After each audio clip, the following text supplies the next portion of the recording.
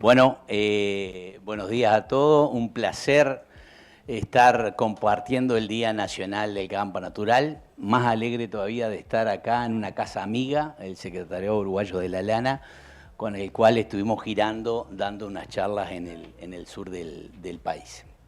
Así que ya queda poco por decir y bueno, empezamos. El tema es sin ovinos, ¿nos quedaremos sin campo natural?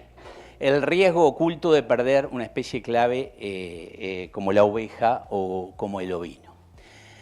Me parece que lo primero que hay que mencionar, y es un concepto para mí bien importante cuando se habla de manejo de campo natural, es el concepto de heterogeneidad de la vegetación. Es un tema que hay que reconocerlo, que hay que verlo, y el profesor Rosengur decía que el campo natural es el océano de las especies. Hay más de 3.000 especies, el único bioma que tiene el Uruguay es el campo natural, pero las especies no se arreglan sin ton ni son, ¿tá? Entonces, el tema de la heterogeneidad vegetal se puede ver a una escala de 1 metro cuadrado, es decir, taxonómica, y ver cuántas especies hay.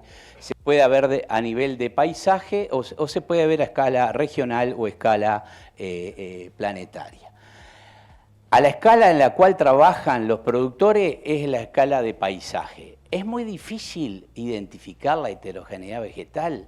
Y bueno, podemos complicarla todo lo que queremos, pero la heterogeneidad vegetal se percibe mirando a escala de paisaje y viendo cosas diferentes, viendo colores diferentes, forma de vida diferente, estructuras diferentes. La heterogeneidad vegetal ha sido identificada en todo el país. Esto se hizo un trabajo con Facultad de Ciencia, donde se hizo cantidad de censos de vegetación. Censo de vegetación quiere decir que se hace un cuadrado de 5×5 y se releva todas las especies que hay. Eso se hizo absolutamente en todo el país y la heterogeneidad vegetal está identificada. Entonces, la primera pregunta que tenemos que hacernos es, ¿todos los potreros son todos iguales? Y no, los potreros son diferentes. Y esa vegetación que decíamos que no se arregla sin ton ni son, se ubica de una manera que depende, en primera instancia, del tipo de suelo, ¿tá? Le sigue el gradiente de humedad, la posición topográfica, la orientación, no es lo mismo una orientación al norte que una orientación al sur, y por supuesto que el manejo influye muchísimo. Acá tenemos un potrero en donde se ve que hay diferentes comunidades vegetales que se aprecian a simple vista. Corresponden algunos a suelos profundos y otros a suelos superficiales. Entonces, esto, que aparentemente parece bastante homogéneo y corresponde a una unidad de suelo única, uno ve que hay diferentes comunidades vegetales. Tenemos un espartillal, es una especie indicadora de una comunidad. Tenemos el mío, que es una especie indicadora de otra comunidad, y la especie indicadora no quiere decir que sea la especie mayoritaria, sino que indica que estamos en una comunidad y no en otra. Otra comunidad que es la especie grandiflora, y después tenemos los layados, donde son especies en general que no están destinadas a producir, sino a sobrevivir, y donde la Selaginella selowi, que es un helecho, es claramente identificadora de ese tipo de comunidad. Esto es para el basalto. Entonces, ahí tenemos que hay comunidades de suelos superficiales. Esto se volvió para atrás. Ahí está, no, perdón. Hay comunidades de suelos superficiales, que son estas tres, y comunidades de suelo profundo, ¿tá? Entonces, es interesante identificar, y cada comunidad tiene sus especies indicadoras, entonces, ¿por qué hablo? Porque hay comunidades que tienen solamente especies que pueden ser alcanzadas por el lanar. Entonces, la proporción del lanare va claramente relacionado a qué proporción de comunidades vegetales tenemos. En el caso del basalto o del cristalino superficial o de las sierras del este, hay comunidades que no poner lanare es perder de ganar, independientemente del precio de la carne o independientemente del precio de la lana. Ahí que vemos una especie que está en comunidades muy duras, es un alga, se llama nostoc, es fijadora de nitrógeno y sin embargo es comida por el lanar. Entonces, hay cosas que son solamente comida y si no ponemos lanare, no son comidas por nadie. ¿Tá? Entonces, la proporción de lanare va vinculada claramente a la proporción de comunidades. ¿Cuáles son las implicancias del manejo? Y bueno, las comunidades vegetales tienen producción diferente, por lo tanto tienen capacidad de carga diferente, tienen una estacionalidad diferente, producen más en una época que en otra. Y por lo tanto tienen que tener manejo diferente. Comunidades vegetales manejadas diferentes, manejadas igual, hay una que siempre se perjudica. Por eso, cuando yo estaba en facultad, me enseñaron a dividir los campos por tipo de suelo. Hoy se sabe que en el mismo suelo puede haber diferentes comunidades vegetales. Si las comunidades son grandes, conviene aislarlas. Por supuesto que el tema ahí es el agua. ¿Tá? Entonces, cuando pensamos en la infraestructura, ¿tá? Hay que tener mucha precaución en el diseño de la infraestructura.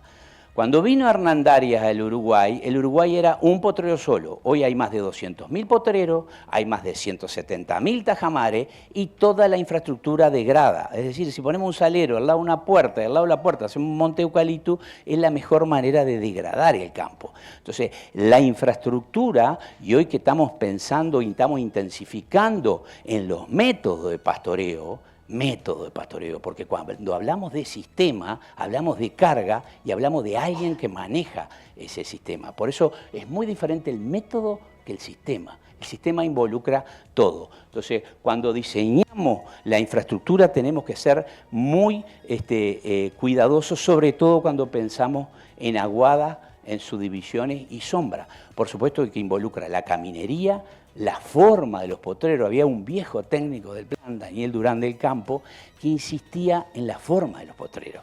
No es lo mismo un potrero en forma de L que un potrero redondo con el agua en el medio. Entonces, por supuesto que la relación lanar-vacuno varía. Cuanto más superficial es el suelo, hay más lanares porque es una comunidad que se adapta o la proporción de comunidades se adaptan a ser comidas por los lanares. Antes se hablaba de malezas enanas, hoy se habla de hierbas enanas porque muchas de esas son nutritivas y sobre todo son comidas por el lanar. Y cuanto más profundo el suelo, más proporción de vacunos. Ahora, una cosa que está pasando en el mundo y en el Uruguay es que tanto el Uruguay como el mundo se está arbustizando. ¿Tá? No es algo que esté pasando en el Uruguay, está pasando en el mundo entero. Las causas de esa arbustización son tres. Uno, aumento de la concentración de anhídrido carbónico. El aumento de la concentración de anhídrido carbónico favorece unas especies que se llaman C3, que en su metabolismo, en la fotosíntesis, un producto intermediario es un producto de 3 carbonos. Esos son los arbustos, los árboles, los pastos de invierno y las leguminosas. Por eso los arbustos y los árboles están aumentando. Aumentó el patrón de lluvia, hoy llueve bastante más que hace 100 años.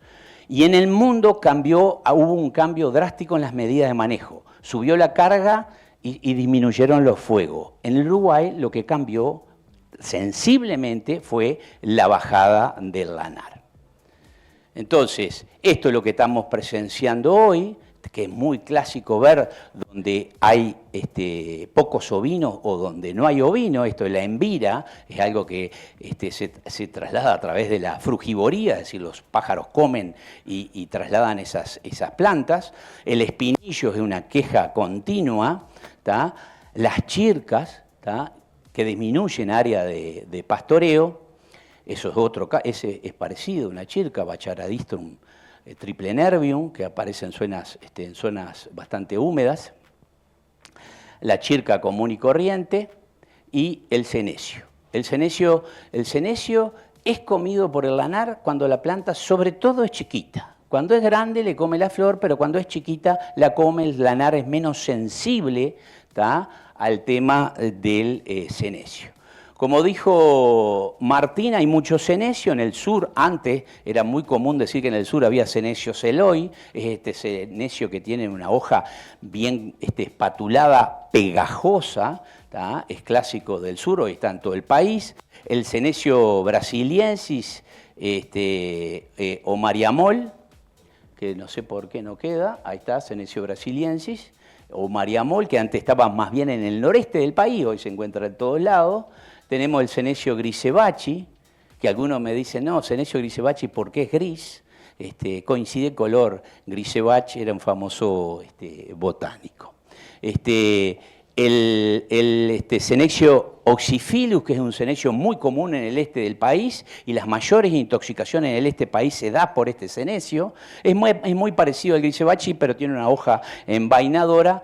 Y el senecio madagascariensis, ¿tá? Que se habla que es invasor. En ecología se habla de plantas invasoras cuando vienen de afuera, es como el invasor. O sea, nunca podemos hablar que el caraguatá es invasor. Será un aumento demográfico de la población. De invasor se habla cuando es de afuera. Esta viene de África, de la isla de Madagascar. ¿Cuál es el problema? Vegeta todo el año, florece todo el año y si no tenemos lanares, no lo podemos controlar. Ahora, ustedes ven el basalto con un lanar por hectárea y no ven senecio en ningún lado. Ahora, los ensayos de los brasileros, que Amparo Quiñones, que anda por ahí, me pasó unos datos, hablan que con medio lanar por hectárea se controla el senecio. Aún capaz que concentrando pocos lanares, pero que a nivel de potrero podamos tener más carga, el senecio se controla. No es de un día para el otro, pero es como la planilla de contralor interno. Si yo no dejo entrar ternero, las vacas algún día se me mueren. Y eso pasa no solamente con el senecio, sino que pasa con la chirca también. Por eso los chircales desaparecen. No dejo nacer y al final las plantas viejas mueren. Ahora, la arbustización no es toda mala, ¿tá? Se relativiza el concepto de chirca como maleza. Abajo de la chirca, ¿tá? Se genera mucha vegetación de invierno. Y lo que sabemos hoy, y sobre todo pensando en el lanar, que cuando nosotros excluimos el pastoreo y empezamos de una vegetación normal, a medida que pasa el tiempo, empiezan a haber más siegas, empiezan a aparecer subarbustos y arbustos y podemos terminar en un arbustal. Antes no había ninguna estancia grande que no tuviera un chircal pensando en el problema de protección post-esquila de los lanares. Siempre existió, esos chircales desaparecieron. O sea, ¿por qué no pensar en paridera ecológica, es decir, tener chircales para la aparición de los lanares o inclusive chircales para las recrías o invernadas vacunas? Debajo del chircal, estos chircales hoy hay suficiente información para manejarlos. Todos los estudios de exclusión que ha hecho Facultad de Ciencia nos dicen que nosotros podemos ralear ese chircal, cambiando la relación lanar-vacuna e intensificando los lanares, ¿tá? O ralearlos lo podemos con vacuno o densificarlo bajando la relación lanar-vacuno, es decir, bajando los lanares, ¿tá? Entonces, a través de la dotación y de la relación lanar-vacuno, nosotros podemos crear un chircal o hacer desaparecer un chircal. Eso está claro. Entonces, fíjense este campo estaba así en el 2018, ¿tá? En el 2020 empezaron a aparecer estos arbustos y en el 2023 ya estaba así, ¿tá? Eso es aparición de chirca. Sobre todo esto aparece en todo el Uruguay, salvo en algunos lugares muy húmedos, en rocha, de los bajos de rocha, que no aparece chirca. Pero en el resto del Uruguay, salvo que venga sequías muy seguidas, en general los campos se arbustizan. Había una creencia de que los campos superficiales no se arbustizaban, se arbustizan igual. ¿tá? Se llenan de otro tipo de chirca, pero se llenan. Aparece Baccharis articulata, que es la carquejilla gris, que estamos acostumbrados a verla así, pero si la dejamos crece como 1,20 m. Entonces, ¿por qué no pensar en parideras ecológicas? Estos son campos que tienen lanares, esto es lleno de chirca, están sin lanares, ¿tá? Esto es lo que pasa cuando hay pocos lanares, no solamente aparecen chircas, sino que aparecen pinillos, y ojo al gol, ojo al gol. Y hay productores que me han dicho, aún con oveja aparecen arbustos. Y el tema es el tema de la concentración de anhídrido carbónico y que aumentaron los patrones de lluvia. O sea que igual está ocurriendo la arbustización. Si ponemos lanares, ocurre en menor grado. Este es un campo que hace 3 años lo cerramos y hoy está lleno de Baccharis articulata, está empezando a aparecer Baccharis dracocunifolia, que es la chirca blanca, que crece hasta 3-4 metros de altura, que muere en general a los 7 años y que es muy susceptible al pastoreo, sobre todo vacuno, porque es muy quebradiza. Esto está siendo utilizado como paridera ecológica por un productor en el basalto.